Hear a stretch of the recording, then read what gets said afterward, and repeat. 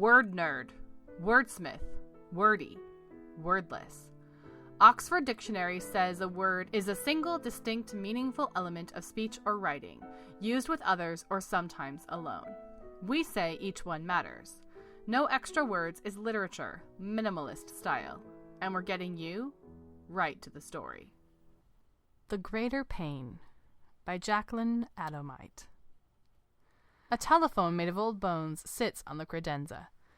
Its base is a monkey's skull, the receiver a small thigh bone, and human teeth decorate its curves. A twirling cord of tiny spines joins handset to base. The phone has not rung in nearly 100 years, but soon it will. Gabriella sits on a burgundy velvet sofa next to the credenza. The mahogany clawed feet of the sofa perch on the edge of a polished granite precipice. Gabriella draws an ivory cigarette holder to her lips and watches the smoke unfurl. It clouds her vision, blocking the view of flames, demons, and endless suffering. She runs a hand through her black hair and past her horns. Before the ash of the cigarette can fall, a satyr in a bow tie skips forward and holds out an ashtray. He wouldn't dare let the ashes touch her satin evening gown. "A glass of scotch would be lovely, Pip," she says, eyes not leaving the wrought iron gates. "Crack open a cask from the Elizabethan era, Black Death vintage." He skips away with a nod. The open balcony is heated and lit by the fires below. This is Gabriella's favorite vantage point of her realm, the entrance gates. Often she counts the dead and gives them pet names. Oedipus for a man with a crushed skull carrying his paralyzed mother. Magdalene for a woman with track marks on her arms and ripped fishnets on her legs. A demon jumps down from the gates and leaps at a teenage boy, and he screams and tumbles into a river of molten rock. He burns. Let's call that one Icarus. Pip shows up with a glass, hands it to Gabriella, and returns to his post within the tower. She wets her red lips with the scotch. The telephone made of bones starts to ring. She glances at the phone. Her eyebrows rise in surprise, then lower into suspicion. Though the phone hasn't rung in a century, she knows who it would be. She picks up the receiver, and in a masked, cheery tone says, "You've reached hell. What verbal suffering can I provide?" The squeaky voice of his secretary answers back. "Glad to see the fires have been warming your humor, Gabriella. He would like to speak to you. Are you available?" "Is this a ploy to stop the endless torture of souls for 5 minutes? You should see how distracted the demons get when neglected. They'll drop the mortals and start terrorizing each other." "Thank you. Hold the line." The receiver emits a tune of harps. It scrapes at Gabriella's ears. Holding the receiver at an arm's length does not diminish the sound. Harps fill the air. Then she heard his voice. "Gabby, you there?" She moves the phone closer to her ear. "Who the hell else would it be?" "Great to see you still have that fiery spirit." She could almost hear him smirk. "Listen, Gabby, I've got a new offer to bring to the table." His tone becomes serious. She scowls. "We're starting up a new Mars colony, nothing big, maybe creating some non-water-based life forms. These humans are almost going to land immortal there, and I thought, gosh darn, let's make it a little more fun for them. Now understand it won't be anything big, but with some nurturing evolution, we could have Marsobites before we lose the sun." Gabriella balances her cigarette and scotch in the same hand and attempts to take a drink. The cigarette touches her long hair. It ignites. Flustered and now irritated, she retorts, "So you called to tell me you're expanding the business. Am I supposed to be impressed? It's not like alimony was part of my severance package." "Now, Gabby, you know I always want to keep you informed, but this is so much more than that.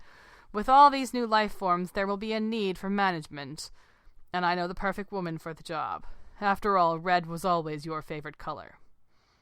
"You want to add to my schedule? You think torturing endless souls isn't time-consuming?" The fire running through her hair spreads down her shoulders. "I wanted to address the topic we have covered in previous conversations. Have you given it more thought?" "All the harps and hosannas must be affecting your sanity." "I've mentioned the implications of speaking to me, that way. Gabriella's dam of fury bursts. Her whole form ignites into flames. You threw me out of our kingdom, and now you want me to give up all that I have built for some dusty red planet? For microbes? But of course you'd try anything to reclaim the precious souls that you adore. Nothing could be better than these drooling mortal idiots. Her scotch glass smashes on the ground. Trails of flowing fire meander throughout the room. They drip, drip, drip off the precipice. The credenza and sofa are burning.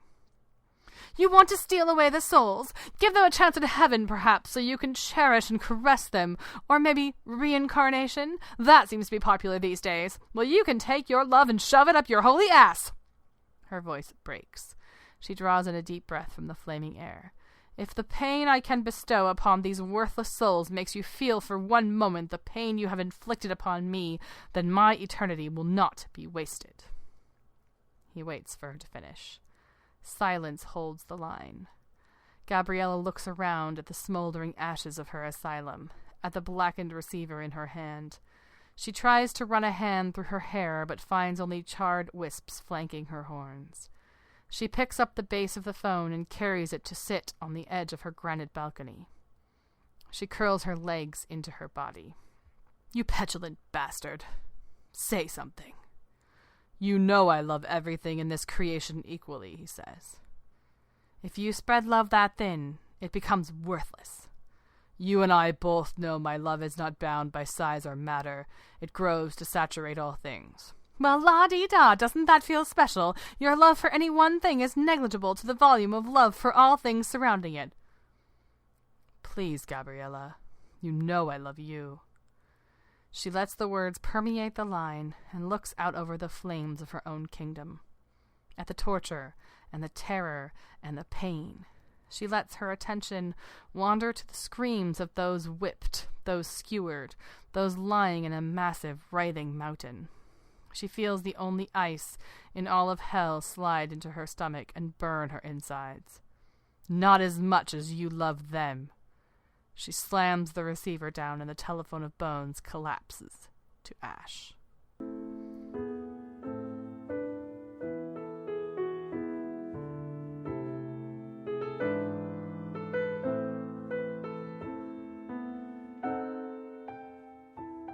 Hello there! Welcome to No Extra Words, the Flash Fiction Podcast. My name is Chris Baker-Dersch.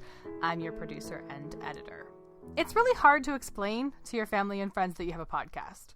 I think I read a statistic once that 20% of Americans are regular podcast listeners, which means about 80% of the people that you talk to about podcasting either have dabbled in it, but it's not really on their radar screen, or have zero idea of what you're talking about. So I think the next time somebody asks me, oh, you have a podcast, what's that like? I'm going to tell them that I once got to be the voice of God and see how that grabs them. I'm recording the episodes this time of year a little bit in advance, a couple weeks in advance of their air date, just to kind of try to get a jump on the holidays. And I was recording the stories for today's show, and I look at it and I thought, we're at the time of year right now where fall has just finally started to hit. The heat's kicking on, and there's a chill in the air, and the weather hasn't really turned yet, but we're definitely not in summer anymore. And so it's Saturday, it's a little bit of a wool socks kind of blue day. And I look at my agenda for what needs to be recorded today. I'm like, wow, those stories seem really spooky and creepy and dark. And then I looked at the calendar for when this is going to be released. I thought, I think in June, when I planned this episode, the plan was for it to be the Halloween episode. But I love the fact that this is not a traditional Halloween episode. This is a different kind of spooky. It's not ghosts and goblins. It's epic. It's heaven and hell and souls. And Halloween actually morphed from a Christian tradition of All Hallows Eve, which is the night before All Saints Day, where you commemorate the saints. So on the night before All Saints Day, you sort of spoof the devil. That's where the tradition of Halloween come from. And the day after Halloween in ancient Christianity was All Souls Day, which is kind of not celebrated as much anymore, and it's sort of merged with All Saints Day, and the weekend has sort of lost all meaning in modern day Halloween. But the name All Souls Day to me has a really spooky connotation to it. I almost called this episode All Souls Day, but I think when we get to our next story, you're going to understand where the name of this episode comes from. So it was a different take on the spookiness of Halloween, just because those were kind of the stories that were coming my way. And honestly, recording it on a drizzly fall day ended up working just perfectly. I loved being the voice of both God and the devil. And coming up, the bell is, we've gotten a couple of these lately, the dark side of an artist retreat. So enjoy, and I will see you in November on No Extra Words.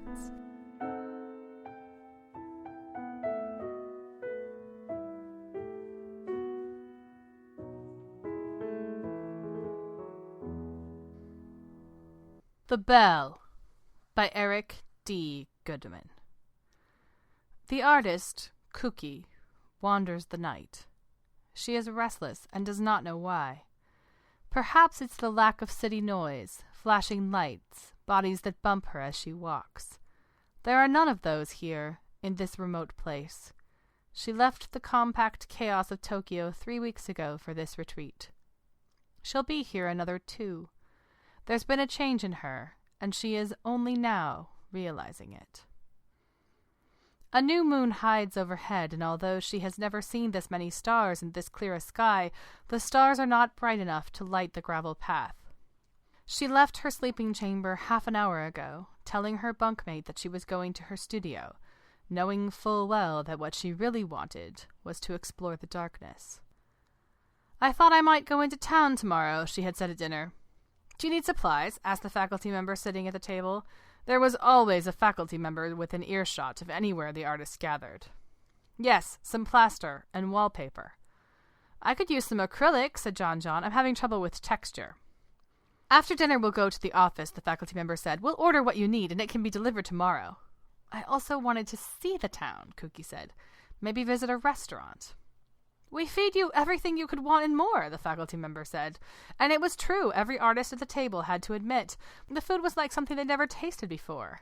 Yes, it was all recognizable. Roast pork loin, pea soup, pasta and tomato sauce, peppered salmon, apple pie, and ginger cookies. Everything was healthy and hearty. The artists seemed to be eating more and more with each meal. "It would be nice to explore," Cookie said as she watched down her peach crisp with Zen tea. Having noticed her fellow artists gorging themselves, she realized that she too was eating more than usual. Accustomed to eating a light breakfast of toast and tea and only one full meal a day, usually around 3 p.m., she now found herself filling up on the wonderful cuisine 3 times a day. She couldn't quite explain the change in her appetite. Everything was being made for her and put in front of her, so it was only right to take advantage of it. The faculty member smiled. "We try to make it possible for you to explore your art, your inner self. We strive to meet your every need so you don't have to bother yourself with the outside. It's all about you and your art." "It's like heaven," John said. He gorged himself with a second helping of peach crisp and cream and a steaming cup of hot chocolate. "Read, paint, the bell tolls, and you drift out of your studio to eat, then paint, read, the bell tolls again. How perfect is this?" Everyone at the table agreed. Even Cookie had to agree. "Is this heaven?" "Maybe I'm just a little restless," Cookie said. "If there is anything you need," the faculty member said, "anything at all, you just let us know and we'll do our best to provide it for you." "Thank you," Cookie said. What more could she say? So these days Cookie eats and sculpts and sleeps and eats and sculpts and reads. Now most of the artists are sleeping. A few are in their studios. They can be seen through the large windows, as though on display, lit up works of art themselves. Cookie should be sleeping now, but she wants to move beyond the confines of the artist colony to see what lies outside. Something's amiss. It's a foolish thought, she knows. Just the result of life in Tokyo, where you're always brushed up against people and buildings. But sometimes she gets an ache in her gut that tells something is wrong here, an ache that can't be attributed to the alteration of her diet. In the dark, she feels her way to make sure she doesn't bump into a tree or building. She can feel beneath her feet that she is no longer on a gravel path, that she is on leaf-covered earth. Looking up, she sees the tops of the trees waving in the breeze and can see the stars and the shadowy wisps of clouds. But below, she sees nothing. She hears something rustle in the unseen distance and stops. A deer? Squirrel? Have the chickens left the coop in the night? She hears the flick of a lighter and sees the flame, then the red-hot tip of a cigarette. "Could I bum one of those?" The woman's voice is familiar. "Help yourself," says the man. Yes, Cookie's eaten with them before. These are faculty members. At first, Cookie thinks she should join them, but she holds tight. Something tells her to freeze, not to move, not to alert them to her presence. The red tip glows. The new group is nearly ready. Yep, another red glow. Almost ripe. Not as many as the summer batch, but not bad for an autumn harvest. Nope, not bad at all. Cookie slowly begins to slip away from the cigarette tips and the searing voices. No one's tried to get out this time. Give it a few days, someone always tries. But no one ever succeeds. Cookie backs away from the conversation and cigarette smoke, returns to the gravel path and follows it to her studio. She begins to work, putting to use some of the tools. A chisel, a hacksaw, an axe. As a sculptor, she's often considered doing a series of ornate furniture or decorative weapons. She puts aside her current project, decides she'll no longer need the plaster or wallpaper. She will experiment with a line of beautifully carved weapons, perfect for hanging in the walls of studies or dens, perfect for breaking out of heaven. Morning comes before she knows it. The bell tolls. Cookie goes to the main inn for breakfast. "You were working late last night," says a faculty member at one of the tables. He washes down his French toast, made from local grain and the retreat's own chicken eggs, with organic coffee. "I saw your studio light on." "Yes," says Cookie. "Inspiration hits when you least expect it." "That it does," agreed the faculty member, and the rest of the artists at the table nod. The faculty member stares at Cookie. It's just that element of surprise that keeps art interesting. Thanks for listening to the No Extra Words podcast. For more information on today's stories and contributors, or to learn how to submit your own work, please visit us at noextrawords.wordpress.com. The best support you can give the show is to recommend us to your family and friends. See you next time.